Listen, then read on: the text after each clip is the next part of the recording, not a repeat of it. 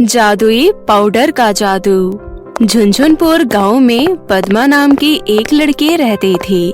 पद्मा दिखने में बहुत ही काली और बदसूरत थी, जिस वजह से गांव की सभी लड़कियां उसे काली बंदरिया कहकर खूब चिढ़ाया करती थी। पद्मा की एक चचेरी बहन थी जिसका नाम था रूपा। रूपा दिखने में बहुत ही सुंदर थी। उसे अपनी सुंदरता पर बहुत ही ज्यादा घमंड था। वो भी पद्मा को उसके रंग रूप की वजह से उसका खूब मजाक उड़ाया करती थी। एक दिन पद्मा की चाची बोलती है, पद्मा बेटा, मैं जरा मार्केट जा रही हूँ रूपा के लिए कपड़े लेने। सोचा तेरे लिए भी ले आऊँ। तुम्हें कौन से कलर का कपड़ा पसंद है? ये भी कोई पूछने की बात है माँ, काली बंदरिया तो काला कपड़ा ही पहनेगी ना। देखो चाची, रूपा कैसे मेरा मजाक उड़ा रही है। ये हर वक्त मेरे साथ ऐसा ही करती है। रूपा, अपनी बहन से कोई इस तरह से बात करता है क्या? चलो अब जल्दी से पद्मा से माफी मांगो। माँ, मैंने गलत क्या बोला है जो इससे माफी मांगू? जो सच है मैंने वही तो बोला और मैं इसके लिए कोई माफी नहीं मांगूंगी। आई बड़ी। इधर बाहर भी लोग पद्मा का मजाक उड़ाने का कोई भी मौका नहीं छोड़ते थे। ऐसे ही एक दिन पद्मा कुछ कुत्तों को रोटी खिला रही थी। तभी उसको गांव की दो लड़कियां साधना और गुंजन वहां नजर आई और वो बोली, अरे ये देखो कैसे ये काली बंदरिया कुत्तों को रोटी खिला रही है। इसे कहते हैं अपने जैसे लोगों के प्रति सहानुभूति रखना। ये बेजुबान जानवर तुम जैसे इंसानों से कई गुना ज्यादा अच्छे हैं। कम से कम ये किसी का दिल तो नहीं दुखाते। तो ठीक है, अगर इनसे इतना ही प्यार है तो इन्हीं के झुंड में शामिल क्यों नहीं हो जाती? हम इंसानों की बस्ती में क्यों रह रही है? पद्मा को जानवरों से बहुत ही प्रेम था। कभी वो बंदरों को केला खिलाती तो कभी कुत्तों को रोटी खिलाया करती थी। ऐसे ही एक दिन पद्मा सुबह सुबह जंगल घूमने गई। तभी उसे वहाँ घायल अवस्था में एक चिड़िया दिखी। चिड़िया के पंख टूट गए थे। ये देखकर पद्मा को उस पर बहुत ही ज्यादा दया आया और वो उसे फौरन उठाकर अपने घर ले आई। उसने चिड़िया के पंखों में पट्टी बांधी और खाने के लिए बाजरे के दाने और पीने के लिए पानी भी दी। कुछ दिनों बाद चिड़िया पूरी तरीके से ठीक हो गई तो पद्मा उसे वापस जंगल में छोड़ने गई। जैसे ही उसने उस चिड़िया को उस पेड़ के पास छोड़ा, वो एक परी में बदल गई। ये देखकर परी आश्चर्य से उसे देखने लगी। तभी परी बोली, मैं सुनैना परी हूँ।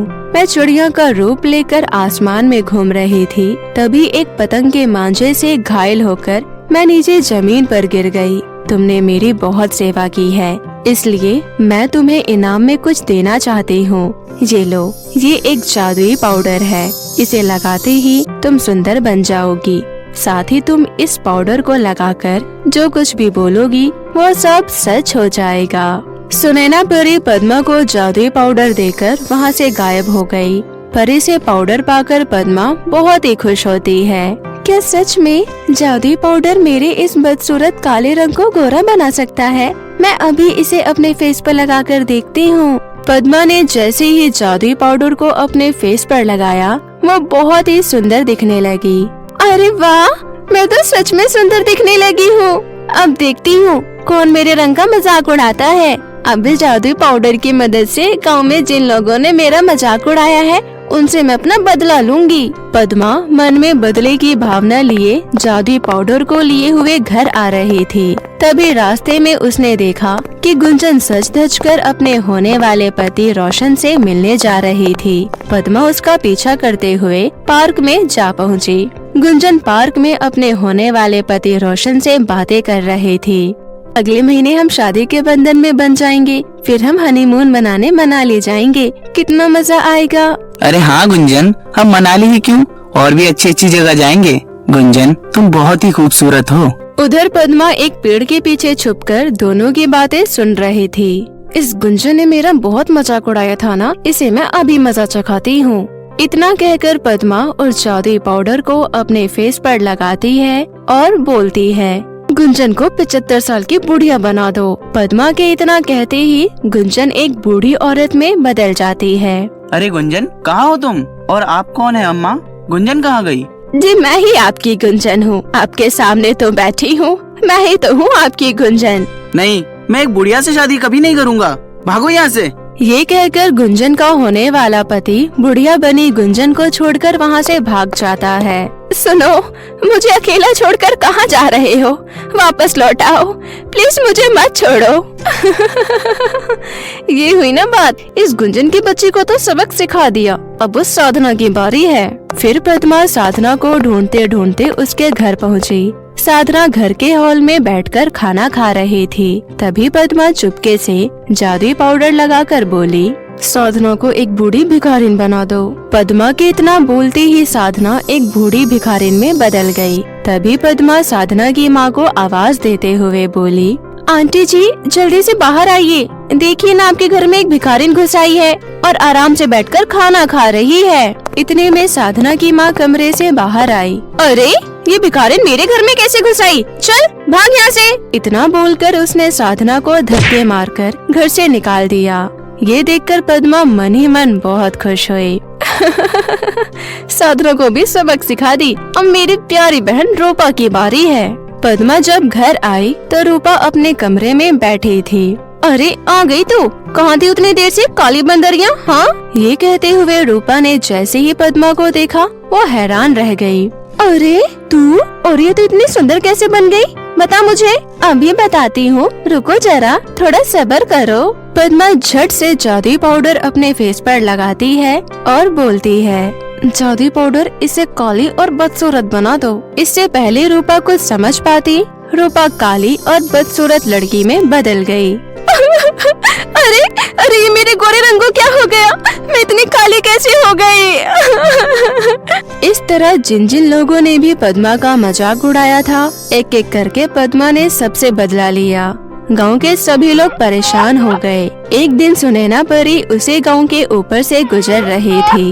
तभी उसने गांव में लोगों की रोने की आवाज सुनी। वो नीचे उतरी और गांव वालों से इसके रोने का कारण पूछी। आप सब लोग रो क्यों रहे हैं? गांव में कोई समस्या आई है क्या? क्या बताऊं परी जी, पद्मा ने ना जाने कहां से एक जादुई पाउडर ले आई है और उसकी मदद से उसने मेरी बेटी को बुढ़िया बना दिया और उसने मेरी बेटी को भी बुढ़िया बना दिया है। अब मैं अपनी बेटी की शादी कैसे करूंगी?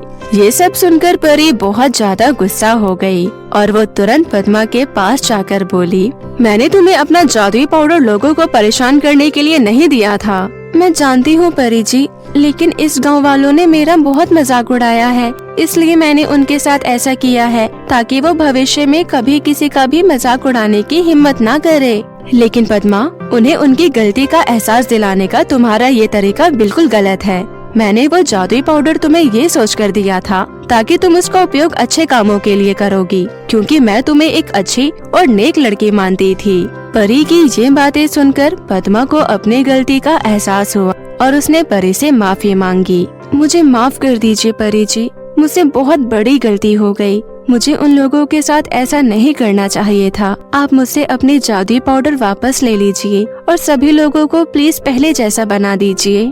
परी अपनी जादुई पाउडर लेते हुए बोली, तुम्हें अपनी गलती का एहसास हो गया है, ये जानकर मुझे अच्छा लगा, इसलिए मैं तुम्हारा रंग रूप नहीं बदलूंगी। तुम अभी जैसी हो वैसे ही रहोगी। और फिर उसके बाद परी उस जादुई पाउडर की मदद से उन सभी लोगों को पहले जैसा कर देती है। सभी लोग अपना रूप वापस पाकर परी का धन्यवाद करती है और पद्मा से भी अपने किए गए बुरे व्यवहार के लिए माफी मांगते हैं। इस तरह सब कुछ ठीक हो जाता है और परी अपना जादुई पाउडर लेकर परी लोग चली जाती है। तो मेरे प्यारे दोस्तों, कैसी लगी आपको मेरी ये कहानी? मुझे कमेंट करके जरूर बताएं और इसे अपने दोस्तों के साथ भी शेयर करें। और हाँ दोस्तों, अगर आपने अब तक हमारे चैनल चंदा टीवी को सब्सक्राइब नहीं किया है तो प्लीज जल्दी से कर ले, ताकि आपको ऐसी नई नई और मजेदार कहानियाँ देखने को मिलती रहे। तो मिलते हैं आपसे ऐसे ही नई मजेदार कहानी के साथ। तब तक के लिए आप अपना ध्यान रखें। बाय बाय दोस्तों।